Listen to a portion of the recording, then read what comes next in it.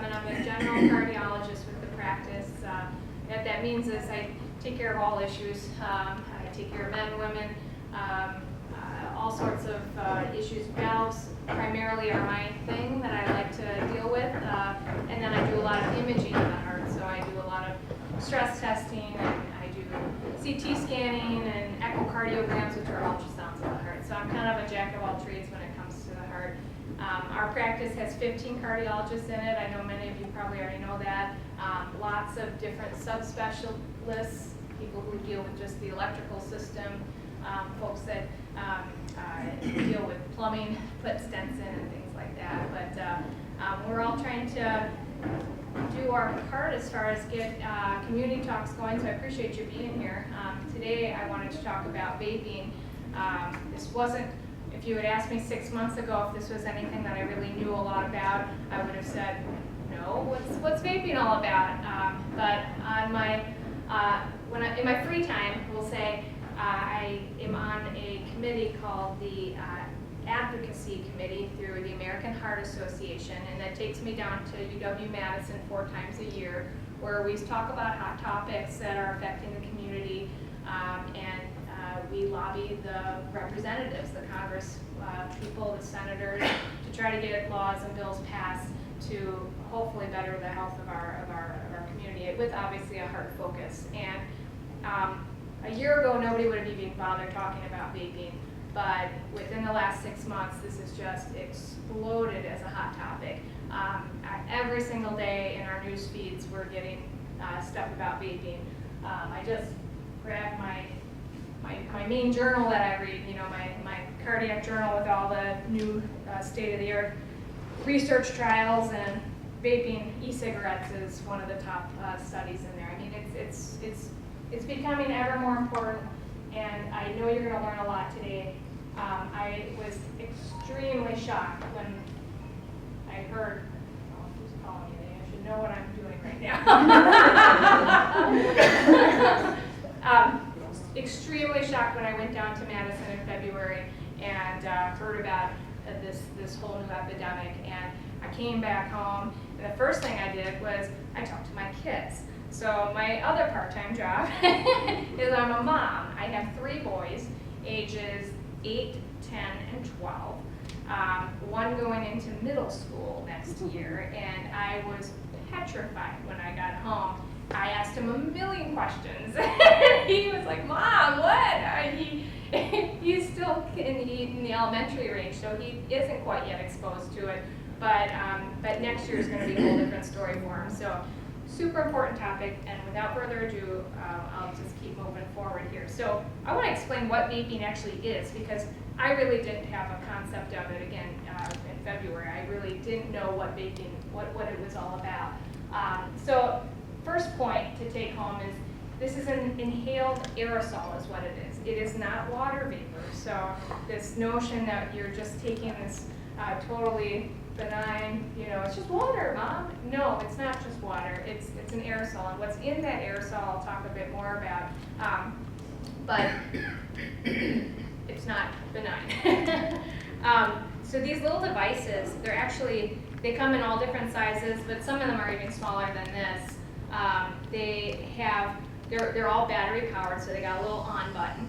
They've got a little placeholder where you can put either this little refill pod in there, or you can put liquid nicotine in there, or nicotine salts in there, and that sits underneath a heating element, which it doesn't combust the material, but it heats it up so it can aerosolize it, and then there's a little tip at the top where you pop on it.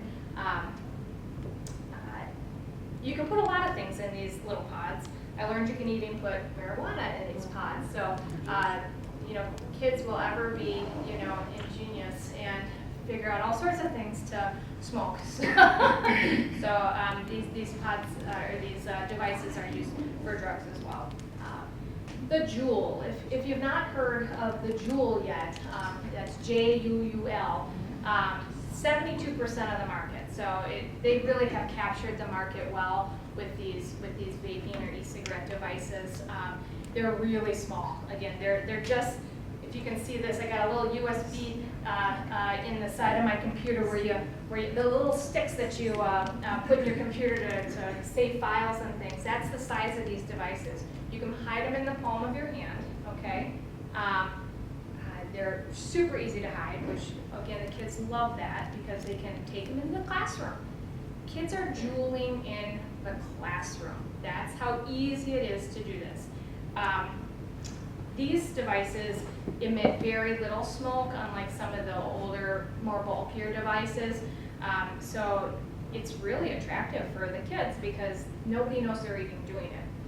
And Juul in particular has all sorts of flavors, and we'll talk about that too, which of course is attractive to kids as well. I learned that the bathrooms at school are no longer called bathrooms anymore. They're called Juul rooms.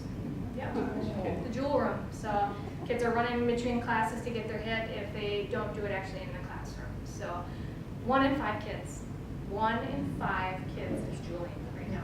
It's incredible and it's scary. It's just super scary stuff, and I'll explain why I think we need to do something about it. So each of these little Juul refill pods, and it's hard to see, but Cool Mint, Creme Brulee, Fruity Tooty, I mean these are totally marketed towards children. These are flavor-filled, little snacks essentially that they can huff on in class. So really appealing to children.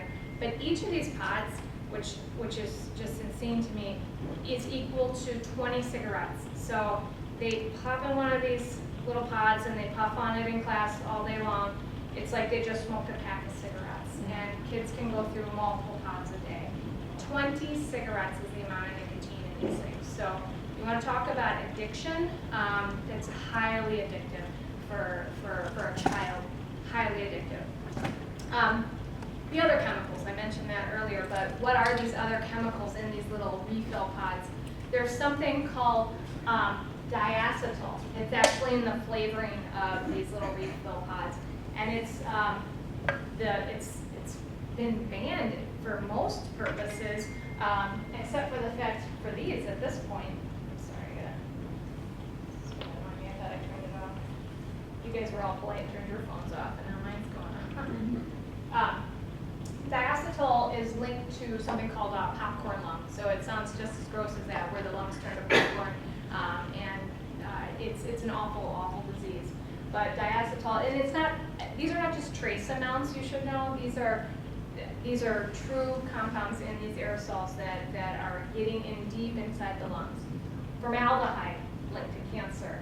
Benzene, which is essentially like huffing cards off, linked to cancer. Heavy metals, nickel, tin, lead, all that is found in these components. So all this linked to cancer as well.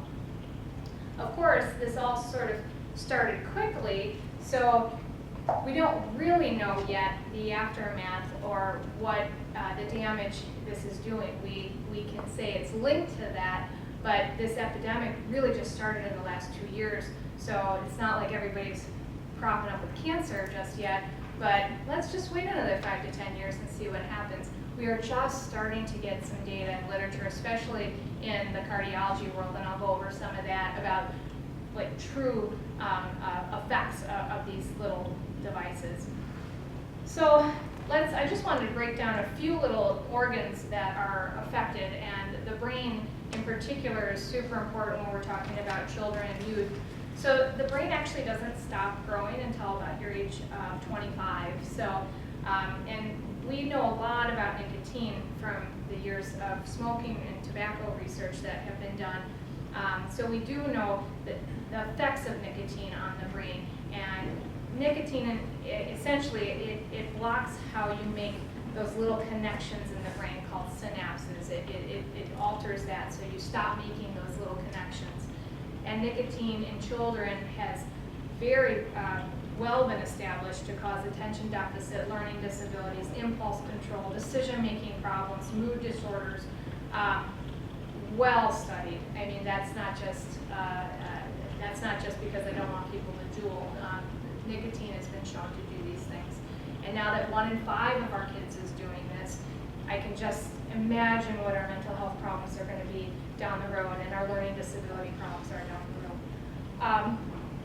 The other thing that's really interesting and important to get at is adolescents get addicted much quicker because their brains are growing and churning. They're much more susceptible to a quick addiction when they're exposed to these devices and to the nicotine. So it also sets their brains up to want other drugs. So there has absolutely been a link to starting nicotine products early and leading on to other drugs, cocaine, meth, I mean, you name it, heroin, there's all been links to that. So, on the contrary to all this, if you don't start any nicotine product by the age of 26, you're really not likely to do that because your brain at that point, it's not interested in it, or if you do pick it up, you don't become addicted as easily with it. So, the later we can get kids to start these types of products, the less chance they're actually ever going to pick it up or become addicted to it. So the cardiology effects, and again, I kind of said hot off the press because June 4th I got my little magazine, and here is an article about specifically flavored e-cigarettes and how it exacerbates endothelial dysfunction. Well, what that means in English is that the arteries of the heart become dysfunctional with these cigarettes, these e-cigarettes, or vaping. I use that interchangeably, I'm sorry, but it is essentially the same. E-cigarettes and vaping, you can use that interchangeably. But we are actually seeing that heart arteries, the coronary arteries, are becoming dysfunctional by using a Juuling device, which has been shown to lead to heart attack. We're getting the data. And I'm not surprised that, of course we had all the nicotine data. It's only a matter of time before we can link it directly to these devices. The known effects that we've already had good research on about nicotine: tachycardia, fast heart rate, high blood pressure, increased heart work, so the heart has to work harder when you use nicotine. The arteries spasm with nicotine. You form blood clots easier, you have higher inflammation, and you can have higher cholesterol. So these are all the known effects, and it'll be a matter of time before we start to associate them specifically with these devices. What else should you know? Well, these devices are, again, battery powered. Many of them have lithium batteries in them. They explode. 134 documented cases of these little devices exploding in people's mouths and causing serious injury. Thought you should know that. If I don't scare you enough, this thing could blow in your mouth. These little refill pods, they're small, and where there's teenagers around or adolescents around, there's often babies around too. There have been deaths associated with little kids ingesting these little refill pods. They're toxic. I mean, they're just ingesting straight nicotine. And then obviously with pregnancy, I want to just note that any nicotine product constricts the blood vessels to the unborn child, and nicotine should never be used in pregnancy. Just because it's not a cigarette, a combustible cigarette, doesn't mean it's safe for pregnancy. Absolutely not. So this is our Surgeon General. This is Dr. Jerome Adams. And I put this in here because people are becoming more and more aware. The Surgeon General in December 18th, he actually declared that this is an epidemic among our youth, and he is himself standing up and is promoting that we take action to help protect our young people, not only from just tobacco products, the traditional tobacco products, but also from the e-cigarettes. It's kind of a shame. There was so much work done to get people to quit smoking, and get kids to quit smoking. We were down to less than probably 1 in 20 kids picking up cigarettes to smoke, and now it seems like all of that's been wiped away in the matter of 2 years, and now our youth 1 in 5 are doing these things, and they're all addicted. That's the crazy thing. This is why I put this next slide in here. So what does the industry say? What does the Juuling company say? Well, they say, well, these products are great. Of course they're great. They think that it's going to help you get off of the traditional smoking of cigarette. That's what they promote. That's how they promote these products. Is if you Juul, then I can get you off of a combustible cigarette. and they use it for quitting smoking. That's kind of what their promotion is. But to be honest, there's zero evidence of that at all. There's been no research, no study. There's nothing I can point to that says that that's actually true. That's their marketing. That's what they tell people. But let's make no mistake. This is a $3.5 billion industry, okay? And 125 million of that is used in advertising, and it's being advertising mostly to kids. Because if you hook a kid at a young age, you're your customer for life. Okay, so this is very, very big business. Very big business. Other scary statistics: 62% of youth think that an e-cigarette has little or no harm to it. Okay, so you know when I was in high school, the kids who smoked, they usually made poor choices. You know, and you kind of knew who was going to be the smoker and who wasn't going to be the smoker.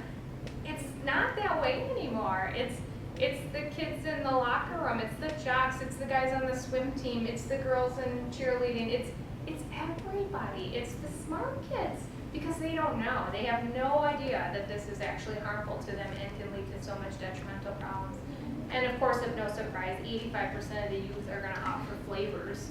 You know, of course they would. If you had straight nicotine, you could smoke, or you could smoke creme brulee. I'd smoke creme brulee. No, of course they're going to choose the flavors. So I again was shocked by a lot of this, and so I wanted to learn more as far as, well, what can I do? And so obviously community education is key. Teaching our kids is key. I've been a strong advocate ever since I learned about this. And have asked other people to be advocates when it comes to stronger tobacco policies, and specifically taxes. These vaping devices, Juul, none of this is taxed right now like a cigarette is taxed. And we know that those types of things work to keep it out of the hands, especially of youth. The tobacco taxes have significantly dropped smoking cigarettes in our country, and we'll do the same for these juuling devices if we can get these types of things passed. I think what would also be super helpful, and not just me, but Congress has talked about this as well as other major medical societies, is flavor bans. If we can get rid of the flavor bans, or we can get rid of the flavors, then we're not promoting it to children. Okay, so there's only one reason to have flavors in there, and that's to get your kids hooked. Smoke-free laws, clean air laws. We don't know what the vapor is doing to the person next to you either, to be totally honest. So when I'm at a restaurant, I don't want to be sitting next to somebody who's vaping, and I shouldn't have to. Clean air laws. Our community's just been outstanding. I tell you, there's every time you open the paper, there's another community that has passed a community law about smoke-free and clean air. So I think we're very fortunate where we live. And then there's laws right now that are currently going through Congress about preventing marketing to youth. But things that we can all do, we can talk to the young people in our lives, we can talk to our grandkids, we can talk to our kids, we can talk to our neighbors' kids, our nieces, our nephews, and just let them know about the dangers of vaping, that this is not something to take lightly at all. And of course, if anybody asks you to support this local law enforcement or school districts, again, we're very fortunate. Our community is right on top of this, and they've been already passing laws locally with law enforcement to stop this epidemic. One other major thing that you're going to see in the newspapers and in the press, probably within the next 6 months here, is raising the tobacco sales age to 21. And if you recall, I made the point of, if you can keep kids from doing this, a little bit later, the chance that they become addicted to this, the better chance you have. So raising the tobacco sales age to 21 is absolutely something that I support, and I would ask that anyone I talk to support. I think when you're an adult, you can make your own poor choices. I don't think it's still right and you shouldn't do it, but that's not my choice to make. That's your choice to make. But our children are different. Our children are those that we should be protecting. And If they don't know the harms of this, then we should be making it very, very difficult for them to get their hands on these products. So I did write on this last slide here of different ways, if you're interested to get involved, there are ways to lobby your politicians and specifically your local representatives. Through the American Heart Association, they have 2 ways to advocate for tobacco age increase in clean air laws, and you can text 46839, text Wisconsin to 46839, or you can go to you'rethecure.org and join their advocacy committee, and you'll get updates on things that are coming down the pipe that if you're interested and you want to support, you can support. And it really just wakes up the politicians to know that this is important to me and you should be voting on these issues. The only thing I would say is when you do link to these things, use your home address because you want to go into your representative. Don't use your work address. So, but that's all I have for you. I'm more than happy to take questions. Some of y'all look shocked like I was when I heard all this stuff. I was, oh my gosh, I had no idea. I was, like I said, I went home to my son, who's 12, and I said, "Our kid's doing this." And he says, "Well, yeah, Mom." He says, "Oh yeah, by the way, Mom, we had a dog come through class the other day to try to sniff this stuff out." Like, I ask you every single night at the dinner table, what happened at school today? You know, you didn't think that was important to tell you that.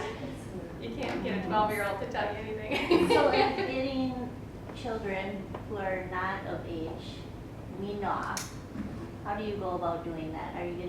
Do they prescribe like a nicotine patch or gum, like Chantix or something like that? It's a really good question. I don't know the safety of Chantix in children. I'm guessing that there's probably some issues with that with kids, just knowing that there's issues with adults in Chantix. I don't know of anybody that has prescribed that to kids, but I would imagine it's just a slow wean off of the device. That's actually part of, I'll tell you, American Heart Association has a little bit different take on some of the laws that have locally been passed. So locally here, I think it's Kimberly, if you get caught as a child, as an adolescent with one of these vaping devices, you're going to get a fine. You're going to get a $100 fine. And I've talked to the AHA about that, and they don't like that. They don't want to penalize a child who's addicted to something, you know? And so that's sort of, that's their take on it. I don't know. If they're under 18, can't they go after their parents? That's a great point. That's exactly right. That's who I would be That's- going after. yeah. I can honestly tell you as a parent of multiple teenagers, they look like jump drives. Yeah, they're Literally. And if you don't know the difference, you'll never know that they're doing it. Yeah. Because I stumbled upon it with my son. Did you? Yep. So that's my question. So if they can't get it as a minor, is there something like the needle exchange program? Is that something that they could develop into for children that are addicted to A nicotine? great idea. I can tell you, this is all so exploding and so new right now that probably hasn't really been thought of, you know? It's more, let's raise awareness, but how do you get the kids off of it? Probably hasn't really been thought of that much, to be honest, because that's nothing I really came across during my research with all this.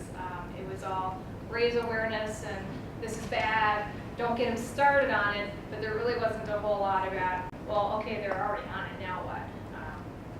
But I'm going to look into that a little bit more, because that's a great idea. I mean, I just text that number and then sign up, so all right. only took you a second.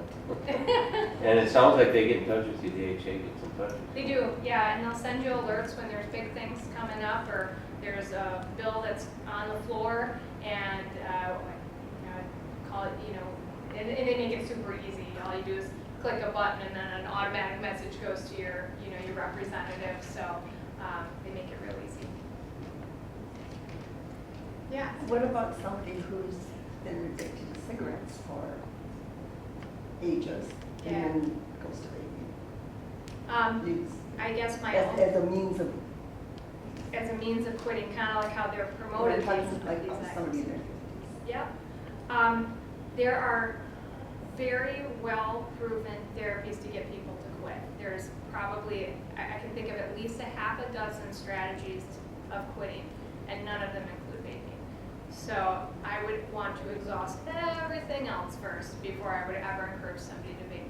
Well, what I was just kind of saying to Kim too is I think honestly you'd end up ingesting more nicotine because Probably more the nicotine. difference, like we're nutritionists, so I'm gonna go in food, but like, you know, when it comes to like, if everything's individually wrapped, you're a lot less likely to overeat because you have to see everything you're unwrapping, same thing with a cigarette, but when it's out of the bag, you can eat the whole bag and be like, oops, I did it, because this is the same thing with the These little pods the that pot, you're you just just puffing kind of, away, you're yeah. ending up with more nicotine because it's mindless versus if you have to actually like commit to going outside and, you know, lighting up and all of that. So I actually think you'd end up with a stronger addiction, would be my guess. But what if he says he feels better Of course he feels better, because there's, going from cigarettes to vaping? oh, well, But he's getting more nicotine. he's getting more nicotine. Yeah. Yeah, it's not a strategy I would promote.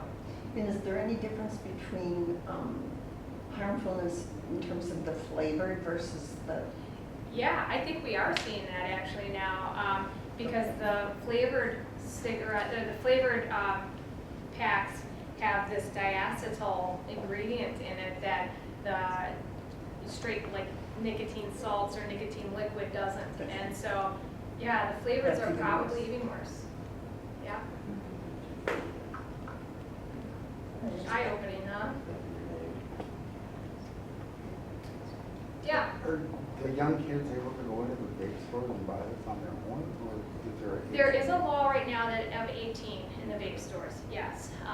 But you can go on Amazon and get whatever you need. And it sits in front of the, yeah, it's not, most of these are not behind the counter like traditional cigarettes are. They're actually in the candy aisle. If you walk into like Quick Trip or something like that, they're everywhere. They're not, they're sitting by the gum. They're not, yeah. That needs to be changed.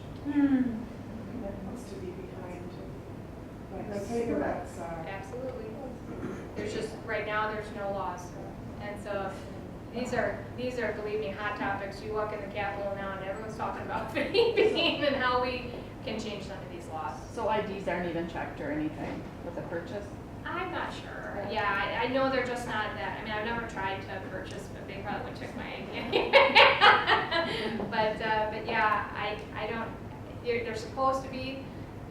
Well, I think it's so important, like what you're saying, is to tackle it on the legislative level, because you're looking at what to do with the individual kids or the individual, you know, I mean, you're never gonna get there. It's gotta be It's how a to deal with these multi-discipline, corporations. yeah. I mean, it's gonna be school districts, law enforcement, parents, and legislation. I mean, everybody's gotta tackle it at all angles, or you're not gonna get ahead of it. We're already behind the 8 ball. We are way behind the 8 ball, and it came on fast. A couple of things that I've observed is that you can smell vaping, and I caught somebody in the elevator, I stopped him and I went, vaping, and he stopped the elevator when I said it, big mouth opened up, and he goes, how did you know? I said, no man should smell like chiclets.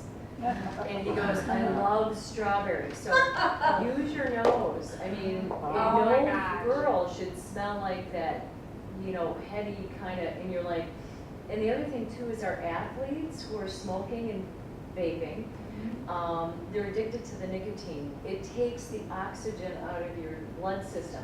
The athletic ability of some of these kids go from here to here very quickly. And I caught my daughter and I said, I can tell you who's vaping on your basketball team. And she Wow. said, Mom. And I go, my nose will tell me, because I can tell you who walks in here and smells different. But the other thing is their athletic ability has gone from top notch. You can do crunches, you can do, you know, they're the last on the team. And I'm like, Wow. if they want to keep their athletic ability up, and the other thing is I've kind of done the white lie, and I've said, well, you've signed a contract as an athlete. They drug screen you periodically. And I've left it at that. She's like, I go, you don't need to know. If you're smart enough to Google it, you know they're not taking protein tests from you. They're not screening you for nicotine yet. Yeah. But she doesn't need to know that. No, So, no. you know, cardiovascular-wise, I think it takes these kids right down, even as youngsters. Yeah. and you want them dying on the basketball court or the football, I mean, if they're vaping, you're gonna have that connection. But, Oh, I love it. That's exactly what parents need to do. I think parents don't know though. So many parents don't know. yeah, I was at a function with some bright young women, many of whom were parents, and one of them told me that they were gonna put Juul in their 15-year-old's Easter basket. Because, you know, they didn't really want candy, but they've got all these little flavors and stuff. I was You're like, kidding. what? You're gonna put Juul? And then I had to educate her. And she was shocked. She had no idea. So kind of building off of that, are there taking steps like legislatively to educate people about the dangers of this, or? A lot of it's done kind of with things like this and just at the grassroots level and at the community level. There haven't been any big pushes like mandates on schools to do things. No one likes to be mandated, number one, but you know, it's really about communities and doing it at the community level. So, you know, I'm hoping that we can get into some of the school districts and do some of this talk at the school level. I just think it's really important. What about teachers? I mean, are they aware of these kids? They are getting some education again. I think our community especially is pretty savvy. I mean, the school districts here are pretty good as far as knowledge and trying to catch these kids. I was just talking to somebody today who said she has a drawer full of these things, you know, because she'll catch the kids in the classroom routinely, and they're working at it. They're working at it. But I do think it's the laws that need to be passed that are going to make the biggest impact. The taxes, the tobacco wages, you know, those are the things that are going to make the greater impact nationwide. I've also heard of schools that like close some of their bathrooms down because kids can't really, they can't really, Oh my gosh. yeah. Are they calling them Juul rooms in your school? I haven't heard that, no. You haven't but- heard that one? Okay. No, it's not, smaller school, I feel like there's less of an issue, but for the Yeah. bigger, I heard that schools. when I was in Madison, the gals there who had kids in high school in the Madison school districts, that's where she told me that term. Anything about secondhand smoke exposure with this? Not yet, but consider it not safe. Right. I would consider it not safe. You know, I don't want to be sitting next to somebody in the airport, Julian or whatever. I would consider it unsafe. But a lot of people can also get the synthetic marijuana, like K2 Yes, and whatnot. and they can put those in Yeah. those refill pods, yeah. So that's the next step. It's gonna go on to. I've heard of kids drugs. sticking alcohol in there too, the vaping ones, Yeah. the liquid ones. They'll vape anything. It's like, my 16-year-old tells me all sorts of stuff, and I'm like, how do you know this? She goes, Mom, you sewn up your ears. They're vaping right next to me, and I go, did they get busted? She goes, yeah. The liaison officers come and bust them, take them down to the office. Yeah. They get their parents called. Sometimes they just don't catch them because they're trying to flush it down the toilets and do weird things, but they're addicted to the nicotine, and they have to have their nicotine for their dopamine release. And so they just keep doing it. And they're so bold, they do it at their lockers. So there's. I'm impressed at how much money is being spent on these things too, because they're not cheap. Like for the actual USB drive, basically, I think it's like $100, and then each refill pod is, you know, they're dropping 20s left and right. I was hearing kids are selling their stuff to try to pay for these things, you know, because they are so addicted. They're selling their iPads and things like that there are shops get their fix. dedicated to vaping, I've heard of. To just like trade their Or stuff. just like where you can purchase it, right, like that's all they sell there is, Big Yeah. material, yeah.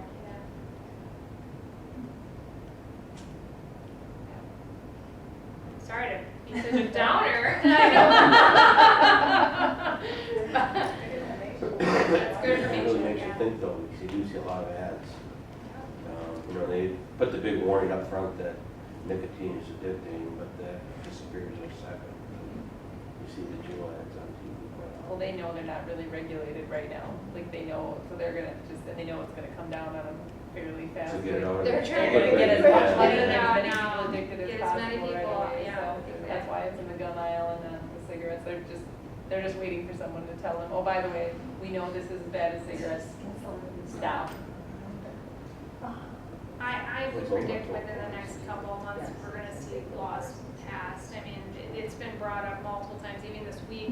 I've heard about it hitting the floor in certain states are a little bit more aggressive than other states. There's already been, I think, 11 states that have already passed the tobacco 21 age. So Wisconsin's a little late with that one, but there was another interesting, as long as I got a minute or two, there's always tactics to try to, oh, we'll pass this law, but then we will, get our products sold another way. So, Tobacco 21, actually the tobacco lobbyers, they think it's fine. They're like, sure, we can raise the tobacco age to 21, but they're not for the flavor bans, and they're not for, there's this other thing about the weight of a product. This is very interesting. So you can tax something based off of the percentage of how much revenue it makes, or you can tax something based off the weight of the product. So they're really pushing, the tobacco industry is pushing for a weight-based tax, which would be pennies. It's pennies. If you base it off of like what the cigarette tax is, which is 71% or something like that, I mean, it's a huge tax. If you do it the same, it would immediately cut into the industry profits significantly. Significantly. So that was one thing the AHA wanted people to be aware of is if you start hearing bills being talked about that are weight-based, no, that's not a win. That's actually a loss, because they'll promote it as, oh, we did our part, we taxed it, but now you're talking pennies versus a huge, significant hit to their pocketbook, and that's where you got to hit them in their pockets. And that's gonna be the problem, is getting the legislature to agree, number one. To agree, to understand And that. secondly, they're gonna be lobbied They're like gonna be crazy. lobbied, yes, yeah. And the lobbies, like the Heart Association lobbies, don't have the same amount of money or pull that, these big businesses do, yeah. Well, I did hear from a lady down in Northwestern in Chicago, and she goes and protests at Philip Morris. She said Philip Morris actually has bought the rights to vaping in the United States, but it's underneath a different name. And forgive me, I've seen your moment, I can't remember the name of it. But that's why the advertising is so heavy, because Philip Morris has figured out how to rally their lobbyists, how to sneak things in. I did a CME through Madison, and they said, like you said, 75% of kids who vape, it's because they flavored it, and that's how they got them addicted. And I was like, this is a perfect example of how that big lobby has learned how to manipulate the market, and they're here, and now it's like kind of late, because parents think, oh, this is not harmful, they're not educated. I've heard people say, well, I used it to give up nicotine. It's all nicotine, and that's what I don't think people understand, is they're addicted to the nicotine. Whether you vape it or whether you, it's regular, it's addicting, Well, and that's, they passed a law at one point to stop marketing TV commercials during kids' TV shows for certain foods, for like sodas and things, and fast things like that. So yeah. if they can do that against the food industry, I can't imagine this is going to They'll- last that long. Yeah, this So- won't last. There will be changes. It just, hopefully it's the ones that are gonna make the real impact and not just a little, oh, we'll pass this bill and appease some people, but then it really doesn't have quite the impact it should, so we'll see. Do you know if any local restaurants or public facilities have said no to vaping? A lot of them. Yeah. Like clearly? Yeah, Clearly, like signs, signs, signs in the yeah, door. many of them, yeah. Nothing's- You'll pay attention to it. Yeah, now. I will. Yeah, You'll see 'em yeah, everywhere. you'll see 'em. A lot of folks. Even I was at the T-Reds game this weekend, and on their Jumbotron, right at the beginning of the game, they go through the house rules basically, and they don't just say no smoking, they say no vaping, so, on the premises. So if it's not posted, can someone at the next table vape at a restaurant? I thought it was a law in the city of Appleton, isn't it? No, It might be in Appleton, but not every community. I don't know all the communities which ones have had the clean air law, but You could be right there, I don't I know. think the council just voted that They may in, have. accepting in the big stores. Okay. Right. So, It seems like every week there's another community jumping in, so I don't know exactly all the ones. Good. Yeah, well, good conversation. Go home and talk to young people.